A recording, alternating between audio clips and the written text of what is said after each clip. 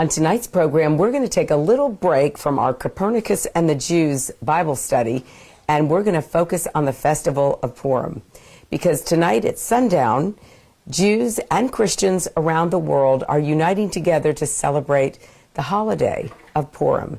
And we're going to talk a little bit more about what that is if you're not familiar with it. But in the interim, I want to just welcome you to our PJTN online show. My name is Laurie Cardoza-Moore.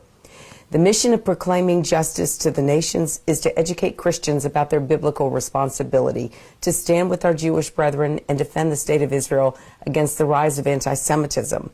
We accomplish that goal by producing award-winning programs, just like this one, and then we distribute those programs to Christians, Jews, and all people of conscience in 200 nations, reaching over 2 billion viewers worldwide.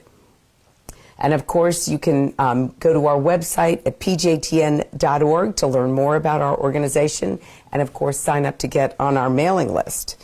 I also just wanted to let you know that we have created this program, if you're new to this, with you in mind. I get emails from people all over the world every week who tune into our Focus on Israel show that it airs on Daystar and another 19 other media partner platforms around the globe. And people are asking questions or they're making comments. And so I opened this up to try to have a weekly forum where we can engage in conversation and talk about these things. Talk about what we're studying within the Bible. Like tonight we're going to talk about Purim, so we're going to be reading some scriptures from the book of Esther. But talk about how the Bible and the book of Esther, what does it mean to us as Christians? What does it mean to our Jewish community? And why are Christians and Jews uniting together to celebrate this holiday?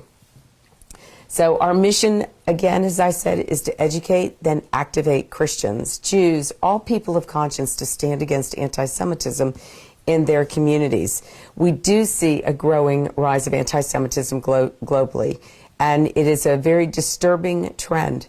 And the only way we're going to be able to combat anti-Semitism is if we educate people, because anti-Semitism is really born out of ignorance, whether it's within the Christian church, whether it's in the secular world. It really is, even the Islamic world, it's born out of ignorance. And for people of faith, it's born out of biblical ignorance. But again, this is the platform for you to ask the questions. So periodically through the program, I'm going to be looking to see if there's any questions that you may have. You can ask a question right here on Facebook. And of course, always share this program with your friends, like it, so that we can bring more viewers to the show. Whether it's in our textbooks on college campuses or in our communities, and now even a growing trend in our mosque, we are witnessing a rise of anti-Semitism around the globe. So I want to encourage you to please become a watchman. Please go to the website, sign up to get on our mailing list so you'll stay informed of what's going on. You'll get our newsletters, our media alerts. You'll get invitations to events that we're going to be hosting throughout the year. And then you can also bring your friends and family as well. Now, during the next segment, we're going to talk about the news this week. There's been a lot in the news going on, especially in Washington, D.C. As you all know, last week I was in D.C. to personally deliver a letter to Speaker Pelosi, a petition asking her to please remove Ilhan Omar from Congress. She does not belong in that position. And there's many reasons why. Of course, the most important reasons are the anti-Semitic statements that she has made that she's never apologized for, but equally her relationship with Muslim Brotherhood front groups. She last month spoke at a Islamic Relief USA organization that is tied to Hamas and fundraising for other terrorist groups in the Middle East. And next week, actually tomorrow, she will be speaking in Los Angeles at the Council on American Islamic Relations fundraiser. And for those of you who are not familiar with CARE, CARE was listed as an unindicted co-conspirator in the largest terrorist fundraising operation in the history of the United States of America. But ladies and gentlemen, what's really disturbing about this is that nobody's even questioning this. Nobody thinks that it's an issue.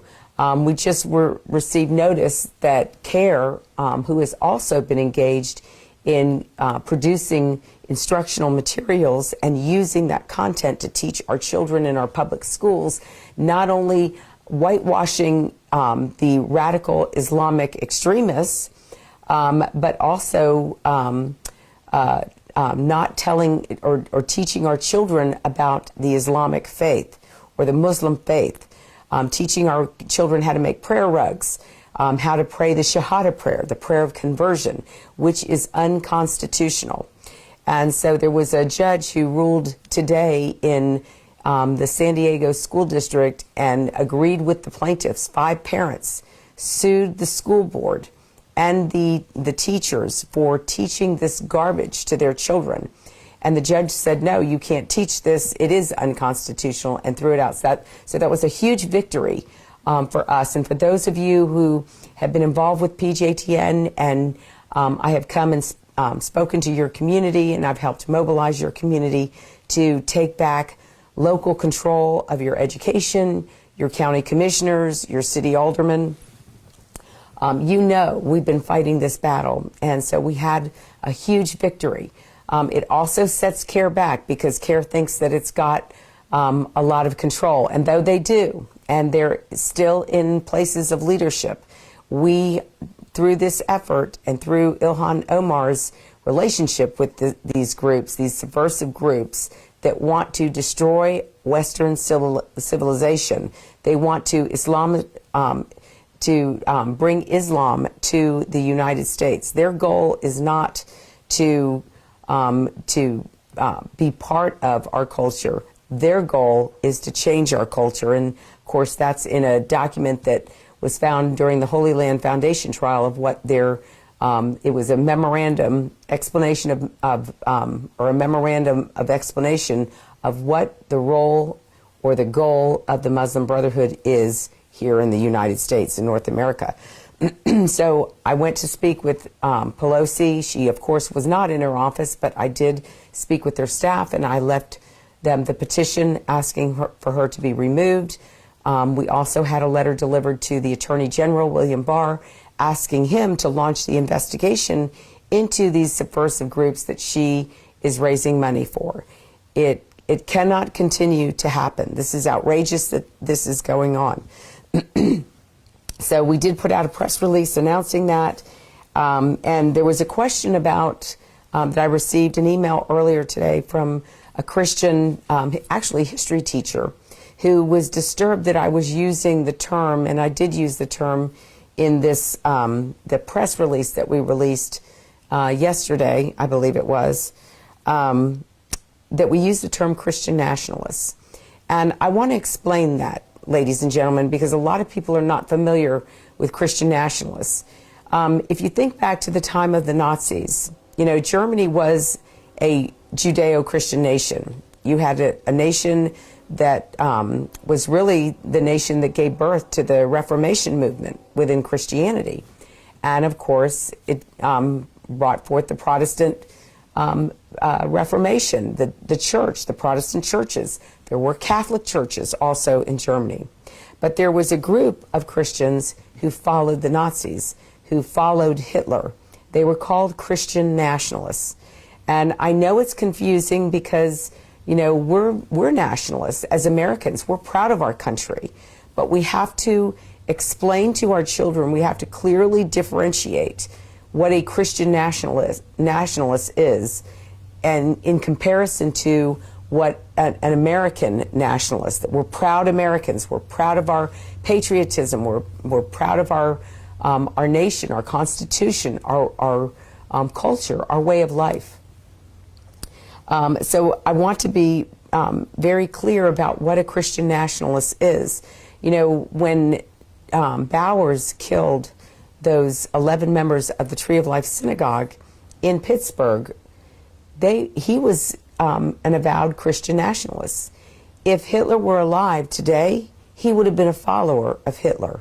So you would associate him as a white, you know, extremist, right-wing, you know, wacko.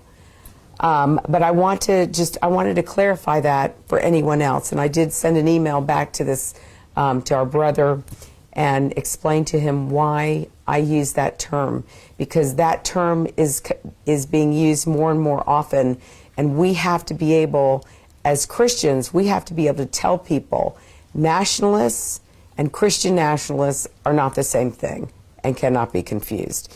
So words have meaning and power and implications. So anyhow, I hope that was helpful.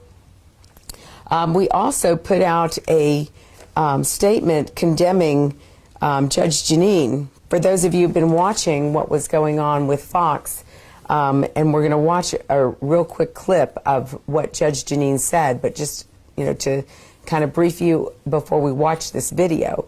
Judge Jeanine called into question Ilhan Omar's loyalty. She asked a question. She didn't make a comment. She didn't accuse her. She asked her the question because if you all remember a couple of weeks ago, Ilhan Omar questioned the loyalty of Jewish congressmen to the United States because of their relationship with Israel. Well, that really is an anti-Semitic trope.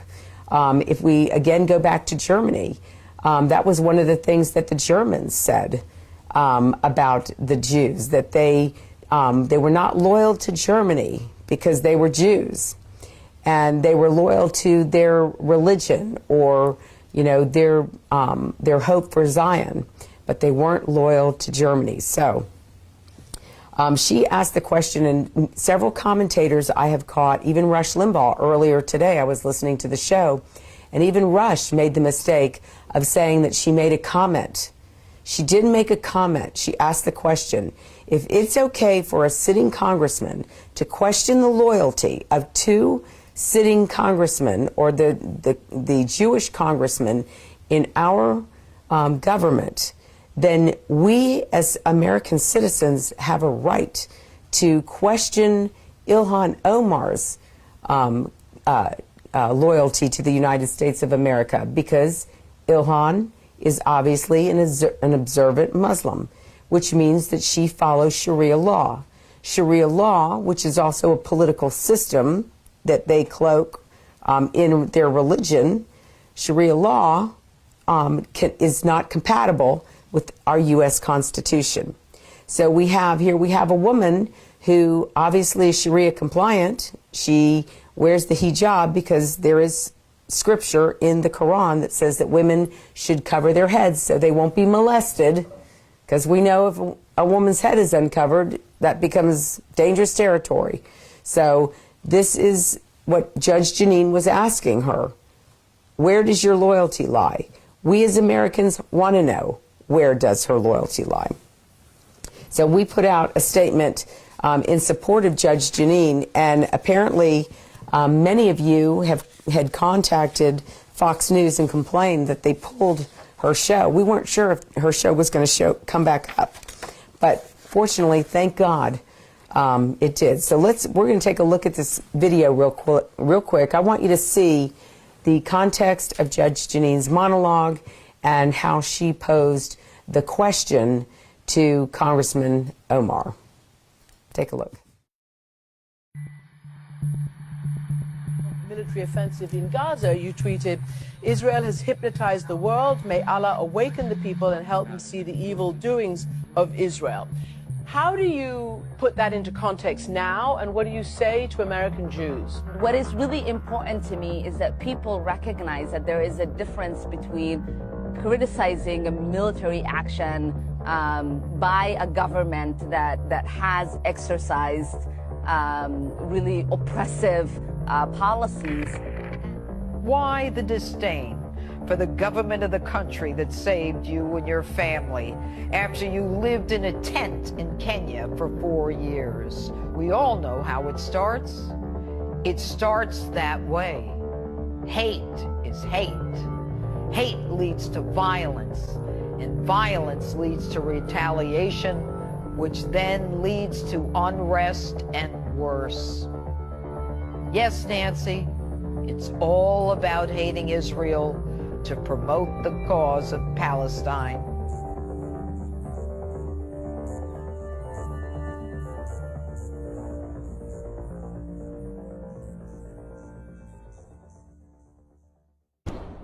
me get this straight. She and her family flee war-torn Somalia, where 500,000 are killed during a civil war, then sent to a refugee camp in Kenya for 4 years. They are then resettled by our government in Virginia to enjoy the cornucopia of rights, privileges, and benefits the United States offers. The she is Congresswoman Ilhan Omar, who represents Minnesota's 5th Congressional District in Congress only about 2 months. But she's gotten attention far beyond Washington for her anti-Semitism. But as early as 2012, she tweeted, quote, "Israel has hypnotized the world. May Allah awaken the people and help them see the evil doings of Israel." Now, after an uproar in her home state, she apologized, pledging to learn more about anti-Semitism. Apparently, she did not. Once in Congress, she continued with her hate-filled anti-Semitic, anti-Israel tropes. First, in defending the BDS, or Boycott, Divest, and Sanction movement, calling for the boycott of events in Israel, and even for the eradication of Israel because of their so-called oppression of Palestine. Shortly thereafter, she tweets, "It's all about the Benjamins, baby." The Benjamins, of course, a clear reference to the $100 bill. Shortly after that, she continues her hate-filled rants, accusing another Democrat congresswoman of having a dual loyalty, pledging allegiance to Israel. She is clever, though, responding with, quote, "I am told I am anti-American if I am not pro-Israel," close quote. The House knew it had to take action. And after a week of chaos on the part of House members trying to figure out if Omar should be reprimanded, identified by name, as well as removed from the powerful Foreign Relations Committee, Speaker Pelosi comes out with a watered-down, dumb, disappointing resolution that neither condemns Omar nor mentions her name. A simple, "We shouldn't hate each other." I don't think our colleague is anti-Semitic. I think she has a different experience in the use of words, doesn't understand that some of them are fraught with meaning that she didn't realize. Nancy, she speaks perfect English. She graduated from a college in the United States. You say she doesn't understand the words? Are you saying she's stupid? That she doesn't understand? Then what the hell is she doing on the prestigious Foreign Relations Committee? She speaks fluently, using tropes which are figurative and metaphorical, understanding that those words create powerful images and verbal ironies. She is far from stupid. Her comments only critical of Jews and Israel, not Italy, not Morocco, not North Korea, Israel. Now, the fact that you didn't have the backbone, grit, or gumption to draft a resolution that included her name tells me you're the stupid one. And if you don't understand, let me explain. Omar got you and all your pals to draft a watered-down resolution with a message we all learned in first grade. Don't hate anybody. Really? That took you bozos a week in the House? She then goes on to accuse respected members of Congress who support Israel, our strongest ally in the Middle East, of dual loyalty. What she's doing, Nancy, is starting a movement to shut down pro-Israel speech, making it politically incorrect. So when she comes up with her pro-Palestinian agenda, the pro-Israels are reticent to speak because she's already proven that the Dems will not punish her. And talk about chutzpah, she takes a victory lap and in an unrepentant and unchastised tweet takes credit by saying, quote, Our nation is having a difficult conversation, but we believe this is great progress. But she continues her disdain and contempt for Israel, America's chief ally, ignoring how Israel has assisted us advancing our interests in the Middle East, preventing victories by radical nationalist movements, as well as assisting us in intelligence gathering. She then goes on to slam Barack Obama, saying he's just another pretty face who got away with murder, caging kids and droning people in the Middle East. But she adds he is a bit more polished. My question, why the disdain for the government of the country that saved you and your family after you lived in a tent in Kenya for 4 years? Why the scorn? And as the Democrats scrambled to forgive, rationalize, and give a pass to a freshman in Congress, the joke is on you, Nancy. You've appeased rising anti-Semitism inside the Democrat Party. Let me say that again. You and the whole gang running for president in the Democratic primary in 2020 have appeased the rise of anti-Semitism in the Democrat Party. The sad part is that all this is contrary to the tenets of your party, which is so receptive to the LGBTQ community, illegal immigrants, refugees, and on and on.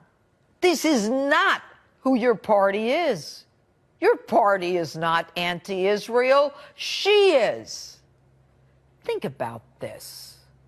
She's not getting this anti-Israel sentiment doctrine from the Democrat Party. So if it's not rooted in the party, where is she getting it from? Think about it. Omar wears a hijab, which according to the Quran 33:59 tells women to cover so they won't get molested. Is her adherence to this Islamic doctrine indicative of her adherence to Sharia law, which in itself is antithetical to the United States Constitution? I don't have to tell you, Nancy. Jews have been persecuted almost from the beginning of time, when they were forced out of Egypt, to the 6 million killed in the Holocaust. And now we are witnessing the rise of anti-Semitism in Europe, where incidents are up 74% in the last year alone in France, where Jewish cemeteries are regularly desecrated with swastikas, and people relay the common tropes of Jews with too much money and influence. We all know how it starts. It starts that way. Hate is hate. Hate leads to violence, and violence leads to retaliation, which then leads to unrest and worse. Yes, Nancy, it's all about hating Israel to promote the cause of Palestine. President Trump was right when he said the Democrat Party is now the anti-Israel party. And don't forget, Nancy, history has proven over and over, when you appease anti-Semitic sentiment, the worst happens. And in your case, Nancy, the danger for you is that your appeasing this behavior will lead to your removal as Speaker. And the Democrats, now controlled by socialists and anti-Semites, will lose the presidency in 2020.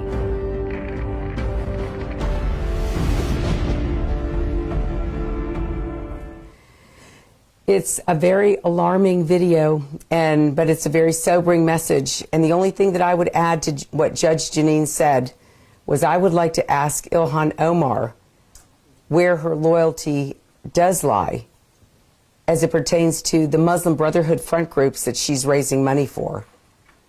Because to me, that speaks volumes, that she would work to raise money for two groups who have known ties to Hamas. And she is a sitting member of Congress, ladies and gentlemen. This is so dangerous, what's happened to our country. And we don't know what's going to happen to the Democrat Party. But I'm telling you, the favor of God will not rest upon it. In fact, with the leadership of Nancy Pelosi and her unwillingness to take action, I'm sure many of you heard that it took them a week to pass a resolution. And then within the resolution, they wouldn't even call out the very anti-Semite who they were creating the resolution for. Then, of course, they water it down and then they incorporate all these other different groups. We have hate crime laws on the books, but this resolution was designed specifically to call her out. And the leadership of the party wouldn't even do it. Judge Janine is right. We are sending the message to the Muslim Brotherhood, who has infiltrated our government on so many levels, that nobody is going to fight against you. Nobody is going to argue with you. In fact, word had it that it was CARE who came in and stopped the Democrats from naming Ilhan and from also specifically addressing anti-Semitism. That's outrageous, ladies and gentlemen. We as Americans, we the people, must stand up and speak out against this. That's why I want to encourage you, if you have not gone to our website, if you have not signed the petition there, we're not using some, company that has a bunch of bots that'll go out and, make up a bunch of signatures. I want real, authentic Americans to go to our website, sign that petition, and share that petition with your family and friends. Push it out on your social media. Send it out to your email list. Ladies and gentlemen, I'm not asking you to go to a foreign country to fight a war on foreign soil where you could possibly lose your life. We will ultimately lose our lives, and we will lose our freedoms in this country if we don't speak up. And we need to speak up now before it gets worse. This is what we can do. We are here for such a time as this.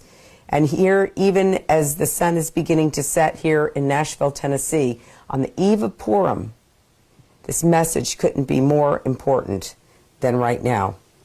When you have leadership who won't stand up to the enemy, then the country will eventually fall. It'll eventually falter. And we, the people, are going to have to be the ones to speak up.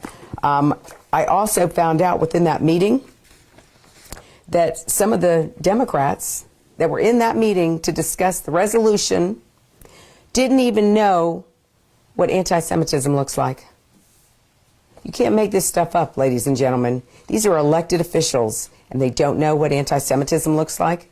Well, they should go over to the Secretary of State's office, because in the office that monitors anti-Semitism globally, which is Ilhan Carr, he was just appointed by President Trump, they should go ask Ilhan what definition they use for anti-Semitism to determine anti-Semitic incidents around the world. Because Ilhan Omar just violated every aspect of that definition. And of course, many of you know we're introducing the Anti-Semitism Awareness Act in Ohio, in Tennessee, and in Florida this year to deal with people like Ilhan Omar. We in our states will not stand by and allow anti-Semitism to rise again. So ladies and gentlemen, again, I need your help. Please sign the petition and push it out to your family and friends. I just got a text message while that video was playing, and this comes out of the Gateway Pundit, that apparently 2 of Fox News Network's hosts secretly maneuvered to get Judge Jeanine Pirro suspended over her controversial remarks about Muslim Representative Ilhan Omar, with one, Brett Baier, allegedly seeking to curry favor with Democrats to reverse a decision to not allow Fox to host any of the party's presidential primary debates by getting Fox to suspend Pirro. Now, I heard something about this mentioned on either Hannity or Rush Limbaugh's show earlier today, that Brett Baier is being accused. We will find out. But apparently, Rumor has it, it's two hosts from Fox News turning on one of their own colleagues who has a successful show that many of us tune into on Saturday nights. So moving along on a little bit brighter note, I do have some good news to share. And there was a recent poll that came out that evangelical support for Trump remains high. So there was a research poll that was done to determine, it's Pew Research, to determine if the evangelical support for President Trump has waned. Well, we're still basically at, I think it's 69% of evangelical support. Now, within the mainstream religions, Christian religions, it's not so high, obviously. But I was asked to what my thoughts were on why evangelical support is so high. And ladies and gentlemen, the reason I believe that evangelicals support President Trump, although far from perfect, as none of us are perfect, when he says he's going to do something, and he does it. Plus, he obviously cares about doing the right thing by Israel. Moving the embassy was huge. How many years were we as Americans, since 1995, waiting for every sitting president, up to President Trump, to move that embassy from Tel Aviv to Jerusalem, the biblical capital, the historic capital of the Jewish state? And it was President Trump who did it. Any man that would put his neck on the line to do that, he deserves our support. And I believe that was why so much support, evangelical support for Trump, is continuing to remain high. Of course, the Pew Research poll said that, as I said, the other denominations were not so high. Another poll, the Gallup poll that just came out recently, polled Americans. And in general, when Americans were polled about Israel, a total favorable number was 69%. So it's very similar to what we're seeing with evangelical Christian support. Americans, because, ladies and gentlemen, we all know America is a Judeo-Christian nation. The majority of Americans are Christians, and many of those Christians are people of faith. They read their Bible, and they believe that if God says it, he's going to fulfill it. So those are two positive polls that have recently come out that should encourage us. And now for a little bit more of a disturbing article that was given to me earlier today. There is a teacher, and many of you know that PJTN has been involved in exposing the anti-Semitic rhetoric, content, instructional materials, textbooks in our public schools. Well, there is a teacher in Winston-Salem, North Carolina, who was giving classroom lessons on the synagogue of Satan and the Satanic Jew. And apparently this woman, she must be, she's apparently a teacher at North Forsyth High School. Her name is Miranda Jones. She believes her students require profound and first-hand knowledge about the Satanic Jew. I wonder if this teacher, who appears to be of African-American descent, I wonder if she is a follower of the Islam leader, Nation of Islam leader, Louis Farrakhan. So let me look down here in this article. Miranda Jones believes her students require profound and first-hand knowledge about the Satanic Jew. The video Unmasking of Satan was captioned on Twitter by Nation of Islam leader Louis Farrakhan as, quote, thoroughly and completely unmasking the Satanic Jew and the synagogue of Satan. The presentation by Farrakhan warns viewers about a system of tricks and lies and Jews forcing people into anal sex. Go to any search engine and enter anal Farrakhan for the unsavory details of that part of the unmasking of Satan presentation. Ladies and gentlemen, this is disgusting. This is disgusting that a teacher is teaching this garbage, lies, from the protocols of the learned elders of Zion to children in Winston-Salem. We had an incident here in Tennessee in Northeast Tennessee a couple of years ago where a teacher downloaded a document from Louis Farrakhan's website to teach about Mount Rushmore. And of course, it was completely inaccurate and hate-filled about America and every one of our leaders. So this is what's happening in our schools. So if you have children in the public school system, I want to encourage you. You need to be paying attention to what your children are being educated with, what they're being taught, because I'm telling you, it's outrageous. If I were parents and this was their teacher, I'm going to look into this tomorrow to see what was done to the teacher and how she was dealt with.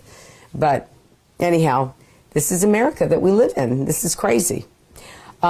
Moving on, I also want to talk about the growing trend of anti-Semitism. You know our mission is to focus on exposing anti-Semitism and mobilizing Christians, Jews, and all people of conscience to stand against it in our community. So I received a dossier earlier from the Clarion Project about the growing number of anti-Semitic sermons being preached from mosques right here in the United States of America.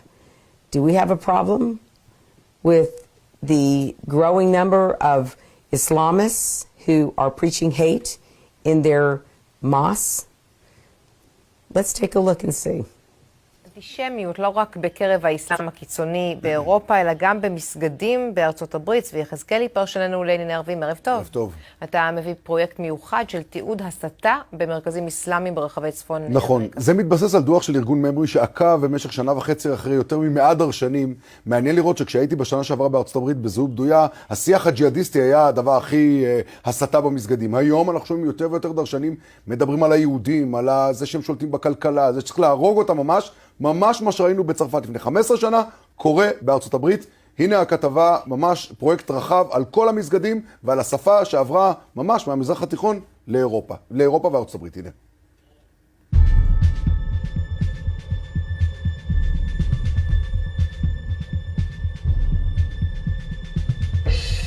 لا تقوم الساعة حتى يقاتل المسلمون اليهود فيقتل المسلمون اليهود.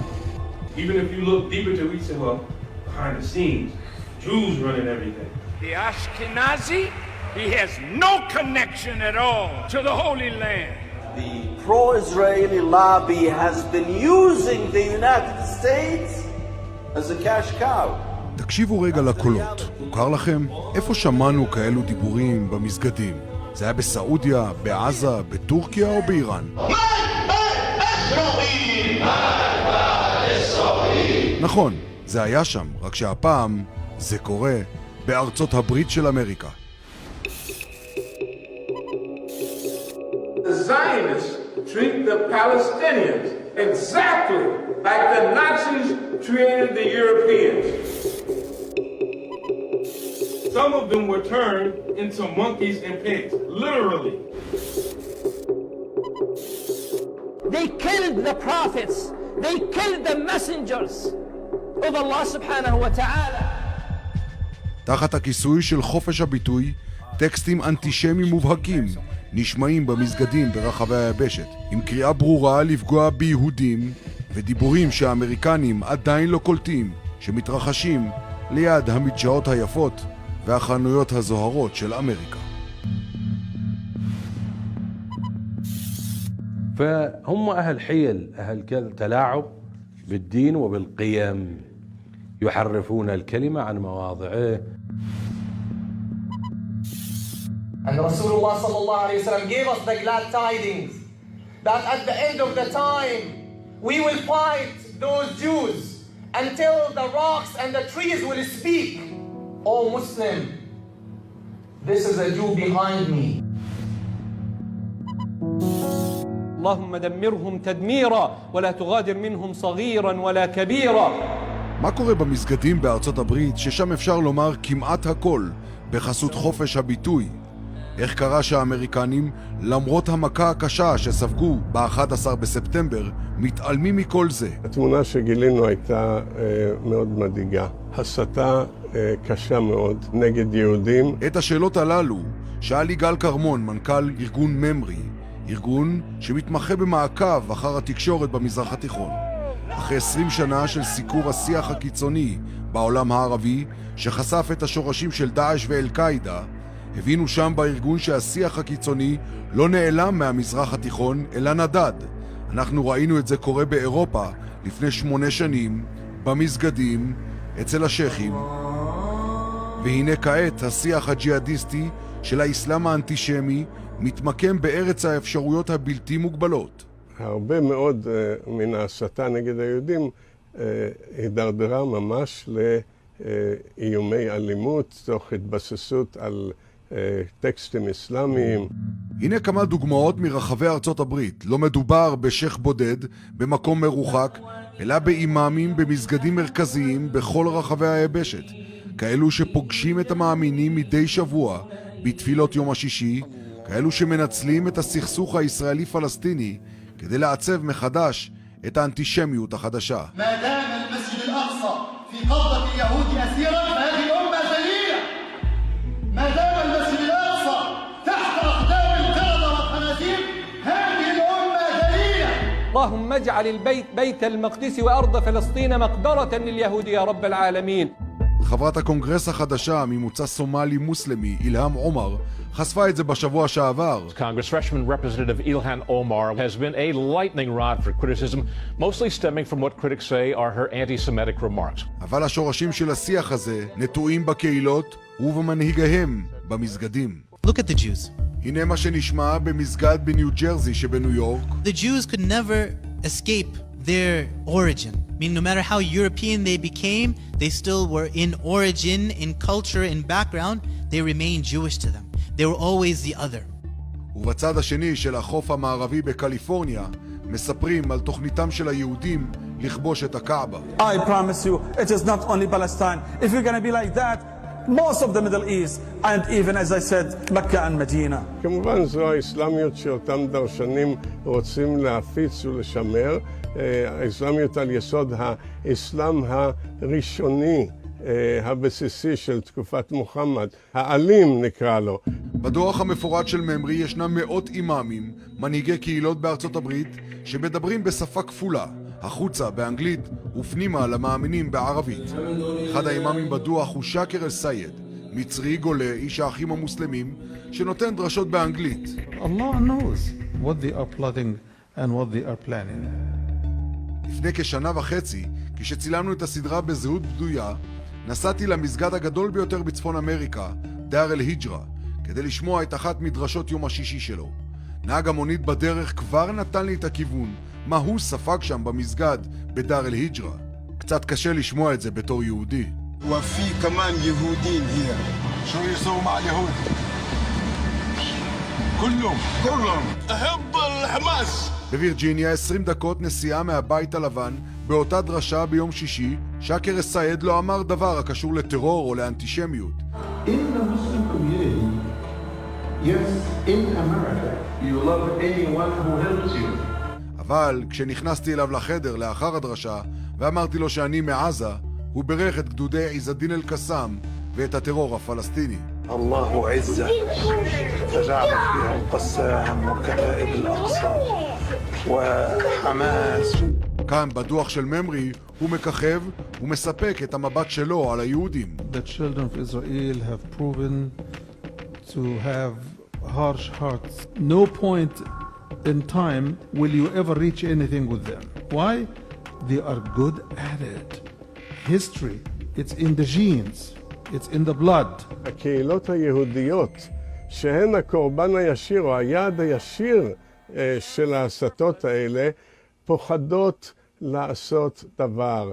לא מחאה, לא פעולה ציבורית, לא שום דבר. הם פוחדים להיחשב לאסלאמופובים. אחרי שנים ארוכות של התבוננות בשיח המסגדים, אפשר לומר בבירור, זה לא דיבור אגבי של תגובה על המתרחש בעולם, אלא תיאוריה סדורה של מנהיגי הקהילות לחזור לאסלאם השורשי שרואה ביהודים כופרים, כאלו שיש להשמיד אותם ולהילחם בהם. דיבורים שאינם נותרים בחלל הריק. اللهم أهلكهم بددا وأحصهم عددا ولا تغادر منهم أحدا. זה קרה בפריז, זה גם יכול לקרות בארצות הברית, מזהיר יגאל קרמון, מנכ"ל ממרי. אין בית ספר בלי שמירה, אין בית כנסת ללא שמירה. זה יהפוך להיות כמו צרפת ואנגליה, אם לא תהיה התעוררות והתמודדות נגד זה. צריך לציין שהדרשות הללו לא הוקלטו בהיחווה, אלא רובן ככולם מופיעות בערוצי היוטיוב של המסגדים עצמם, כך שבעצם אין להם מה לפחד. האמריקנים, בין אם זה תחת שלטון אובמה שעודד את האחים המוסלמים, או שלטון טראמפ שניסה להתעורר מהחלום הקודם, עדיין יחדיו לא מבינים שיש כאן אמירה ברורה שנכתבת על הקיר. אז זהו עולם שאיננו עולה לסרפס, לרמת השטח, כי זה הכל בערבית. אם לא מתרגמים את זה, אז הם לא בעניינים. זרועות השלטון גם לא מכירות, יש להם כל כך הרבה יעדים לטפל בהם. Two men are under arrest in connection with an attack on a Jewish man. אנטישמיות לא נשארת רק במסגדים, הניסיון מוכיח שזה עובר למעשים. בארצות הברית זה בלט מאוד בשנתיים האחרונות, תקיפות יהודים בשל היותם יהודים. מעניין לראות שדווקא במזרח התיכון, שהתפכח מהחלום האסלאמי של האביב הערבי, שנכווה מאותה אש קיצונית של דאעש והאחים המוסלמים, מפקח יותר על המסגדים. ישנן מדינות ערביות כמו סעודיה, מצרים וירדן, שאוסרות לדבר נגד יהודים במסגדים, ואילו במערב, בחסות חופש הביטוי, האנטישמיות נודדת מערבה מהמזרח התיכון המתמוטט אל אירופה, ומתבססת באחרונה גם בארצות הברית, מבלי שאף אחד יקלוט את היבוא החדש מהמזרח התיכון. צבי, כבר לפני עשור חשפת שיח אנטישמי, גם ג'יהאדיסטי, דומה מאוד באירופה, עכשיו זה קורה בארצות הברית, לפחות צלילים דומים. נכון. האמריקנים ערוכים להתמודד עם זה? תראי, שביקרתי שם, ביקשו האמריקאים, ביקשתי את הסיוע, הם אמרו לי בוא תיפגש עם היחידה למוניטורינג, למעקב אחרי מסגדים. גיליתי שאף אחד שם לא מדבר ערבית. אז שאלתם, רגע, איך אתם עוקבים אחרי מסגדים? רק מה שיש באנגלית. יש עדיין לאמריקאים, למרות כל העבר שלהם עם הטרור, חוסר יכולת להיכנס פנימה אל תוך השיח הזה, וזה כתוב על הקיר. מבחינתי אני ראיתי את זה, זה פשוט אבולוציוני. איך שזה קרה קודם במזרח התיכון, מנהיגי ערב אומרים אסור לדבר ככה נגד יהודים, היום בצרפת מדברים ככה, ועכשיו בארצות הברית בהחלט מדאיג, ואין ספק שהאמריקאים צריכים להתעורר למציאות הזו. צבי, תודה רבה. אנטישמיות, לא רק בקרב. So Ilhan Omar says that we need to have a we're having a very important conversation. But Ilhan Omar's conversation is not about what we just saw. This is very dangerous, ladies and gentlemen, that this is going on in the United States of America. For many of you who've been following PJTN for many years, in 2010 we were involved in exposing the two Muslim Brotherhood members of Hamas who were board members of a mosque in Murfreesboro. They both had ties to Hamas. One of them was actively recruiting Muslims to kill Jews to free Palestine on his MySpace page. This was right here in Tennessee. So, ladies and gentlemen, it has gotten out of control. And our government is going to have to start investigating these mosques and what is being preached here, because you can see the hatred, the obvious hatred. Now, I want to show you one more video, and this is from Europe, because I want you to see the totality of the anti-Semitism that we're experiencing. Here, as we're celebrating Purim, here is another clip of a parade from Belgium with anti-Semitic tropes on display, and of course, take a look, and then we'll come back and comment in just a minute. Sabbatjaar genomen, dat gaan ze zo tonen, dat sabbatjaar. Tijdens de stoet kan iedereen kijken naar de kluisjes. Er zit geen geld in, maar er zouden muisjes moeten inzitten. Bon, het hele verhaal van de vismolen. Sabbatjaar 2019. Shalom makers, ai was schokkers. Valt ons denken van ons kloos, daar zitten garos moois. Dat is niet bloos als een Joodse moois. En we dansen en we springen richting grote man. Van de roze Jood, dat is nog extra vet.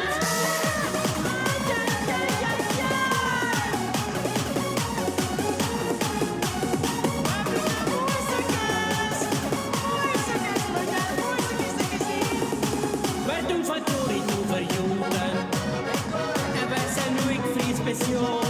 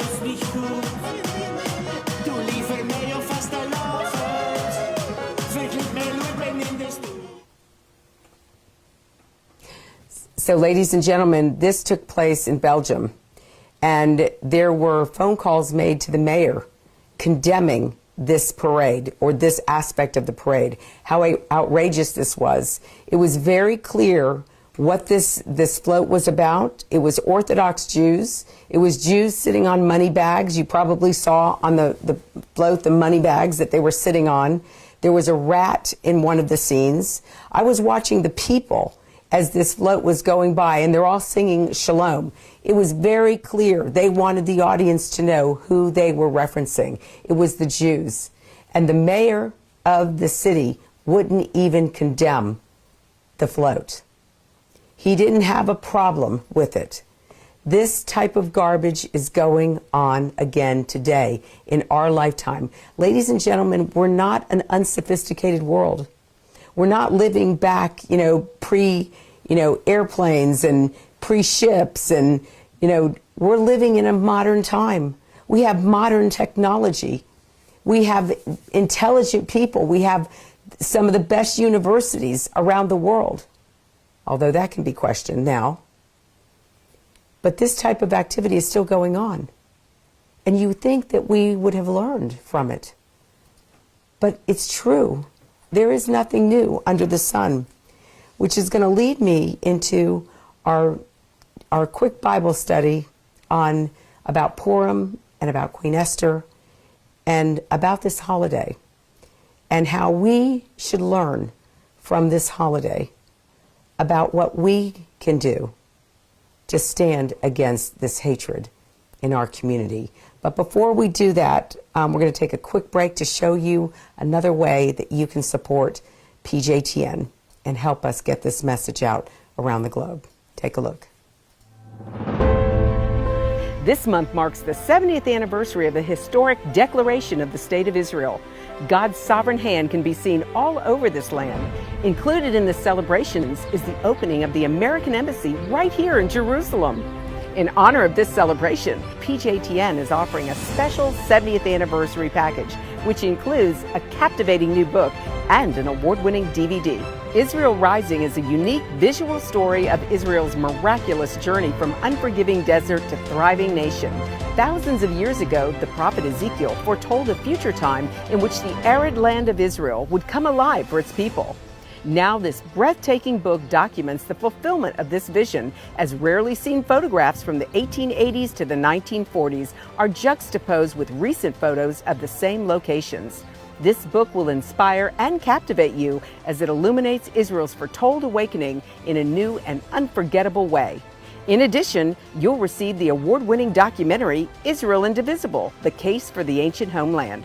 This inspiring film examines the many political twists and turns that make Israel the world's most controversial nation. From Abraham and the Promise to the issues facing the Jewish state today, the film examines the historical, archaeological, legal, and biblical foundations for the modern state of Israel. This is a limited time offer for these two remarkable resources for just a one-time gift of $70 today. Your generous donation will help ensure that PJTN stays on the front lines and in the headlines of all the important issues facing Israel and our Jewish brethren. So please go to pjtn.org today. Okay, ladies and gentlemen, welcome back. I want to encourage you to, if you have your Bibles close, to open up to the book of Esther. I'm going to give you a couple of minutes. And we're going to talk a little bit about the Purim story, and a warning of enemies who seek our destruction assumes such powerful relevance even today in light of everything that we're dealing with. But this article that I'm going to share with you, it was written by Rabbi Benjamin Bleck with aish.com, AISH.com. They're a great resource if you ever want to go and just do a study and read some of the articles that are posted there. I find it very informative and very helpful for the work that I do. I think you'll enjoy it as well. So as you're looking for the book of Esther, I'm just going to share with you what Rabbi Benjamin Bleck shared in this Ilan Omar, the Benjamins, and Purim today. George Eliot is credited with saying history repeats itself. Mark Twain sharply improved on it with his observation that history doesn't repeat itself, but it does rhyme. No matter how much things may change, one constant always remains: the Hamans of the world, the Jew haters who seek to destroy, to murder, and to bring an end to all Jews. From young to old are somehow forever with us. It was foretold in the Torah, in the first battle against Amalek, prototype of the anti-Semite throughout the ages, we are informed that although the Jews won the fight, Joshua only weakened our enemy. Amalek survived. He continues to plague us in many disguises. Mass, which had become part of Purim ritual, to remind us that people often conceal their true intentions under the guise of noble goals, even as they plot the genocide of our people.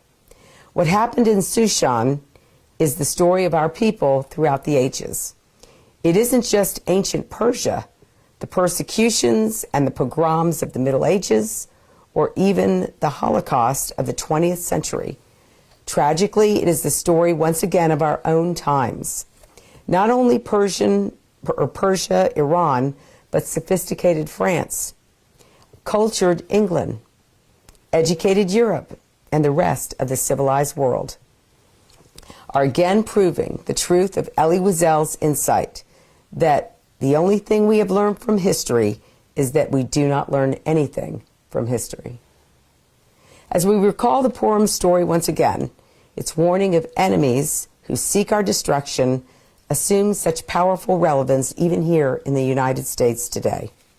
Let me remind you a little bit about the Jews in Persia of old. When King Ahasuerus celebrated his ascent to the throne, he threw a huge party to which all were invited. Jews were welcome guests. The drinking was in accord with people's different faiths.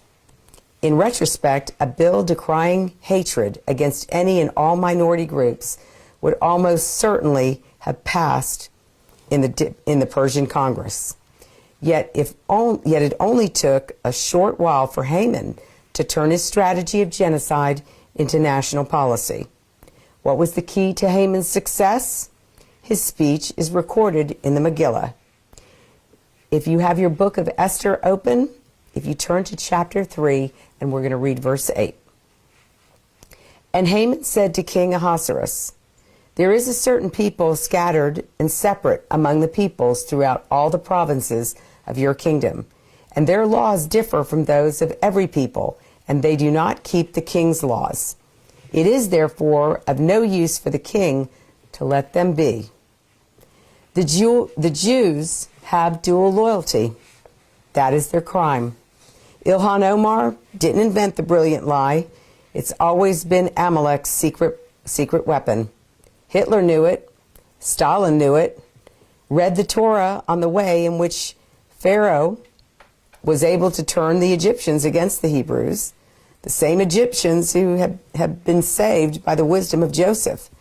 And you will find similar strategy. In Exodus chapter 2, verses 9 through 10, it says, "He said to his people, 'Behold, the people of the children of Israel are more numerous and stronger than we are. Get ready. Let us deal shrewdly with them, lest they increase and a war befall us, and they join our enemies and wage war against us and depart from the land.'" Winston Churchill famously said, "A lie gets halfway around the world before truth puts its boots on." The lie of Jewish dual loyalty is perpetuated by the Hamans of history, even as Jews, wherever they reside, prove the truth of the promise given by God to Abraham, that I will bless those who bless you. Purim, happily, is not merely the story of anti-Semitism. It is the biblical record of a major victory over a nefarious anti-Semite. And perhaps the most ironic part of the story is a truth made famous these past few years by a contemporary Jew hater. Ilhan Omar is right. It's all about the Benjamins. For Omar, the Benjamins, a reference to American $100 bills, was her despicable insinuation that Jews, as the forged protocols of the elders of Zion long ago put it, control the world behind the scenes with their money. For the book of Esther the Benjamin was revealing to us at the outset that Mordecai was Ish-Yemeni from the tribe of Benjamin. And why was that so significant? The rabbis explained that that was the reason Mordecai was able to counter Haman, or counter Haman's libel, and to demonstrate to us through the ages how best to overcome our enemies. While others bowed down to Haman, Mordecai refused. It was a trait he inherited genetically. The rabbis tell us that when Jacob met with his brother Esau, he bowed down to him. According to some commentaries, it was a sin for which he would be held accountable. And 11 of Jacob's sons bowed down as well. Only Benjamin, who was not yet born, did not bow. And so Mordecai, a different descendant of Benjamin, maintained the tradition of his ancestor. The man who would not bow down to an enemy in humble submission is the one who encouraged Esther to similarly stand proudly and firmly without embarrassment or fear and speak up on behalf of her people. Who knows, he told her, if not for a time such as this, have you been placed in this position of rulership. Mordecai and Esther are the heroes of the Purim story because they refused to cower before those who sought to destroy our people. They spoke out against their Haman with all of their strength. It's all about the Benjamins and those who refuse to remain silent when enemies again plot the final solution for Israel and for our people. Maybe it isn't a coincidence that all this is happening at the very time Jews around the world are celebrating Purim. History records not only the recurring story of anti-Semites and anti-Semitism, it also confirms the divine intervention that has invariably assured our survival. And this miracle, in the one biblical book in which God's name isn't mentioned even once, is a miracle we desperately need today. The miracle of Jews aware of the threat to their survival, who put aside their differences, united in the face of a common enemy, and collectively recognized that it must have been for a time such as this that we are given the opportunity to partner with God. So, ladies and gentlemen, that is going to conclude our study today as we celebrate Purim. And wherever you are, I hope you'll take time to read more about Purim. And if you are able to go to your local synagogue and go celebrate, there'll be a lot of celebrations going on tonight in your community, in your Jewish community. Join with your Jewish brethren and celebrate with them as we defeat Haman. Because God will. Because it is another profound, ironic thing, too, that we're watching anti-Semitism rise and we're alive today. There must be a reason, ladies and gentlemen, why God put us on this earth. There must be a reason why God gave us the faith that He did. And there must be a reason why you decided to tune in tonight. I hope that as you conclude your day with your prayers, that you will go before Almighty God and you will ask Him how you can play your role as Esther or Mordecai to defeat the Hamans of our day. So I want to thank you for tuning in this evening, and I want to just encourage you again, please share this, like this with your family and friends. Go to our website if you haven't signed the petition. I'm asking you to please take the time to sign the petition to remove Ilhan Omar from Congress. It may just be for that purpose that we have come to this place. So I want to thank you again. God bless you. Go to our website and encourage your family and friends to tune in next week. We'll look forward to seeing you. In fact, next week we're going to be at the NRB, so we'll have some video clips, video footage of our work there at the National Religious Broadcasters Convention in Anaheim. We look forward to seeing you too. God bless and good night. To support this program, send your tax-deductible gift to Proclaiming Justice to the Nations, P.O. Box 682711, Franklin, Tennessee 37068. You can also support PJTN online. Visit pjtn.org or call 1-877-873-9020. Anti-Semitism has reached epic proportions, and Israel is now surrounded by nations who seek its destruction. For Israel to lose just one battle would mean losing everything. As Christians, it is our biblical responsibility to stand with our Jewish brethren and Israel. PJTN needs your help to reach more Christians with this urgent message.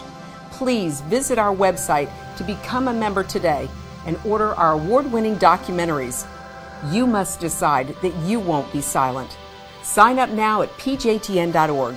God bless you and thank you for your support and prayers. To support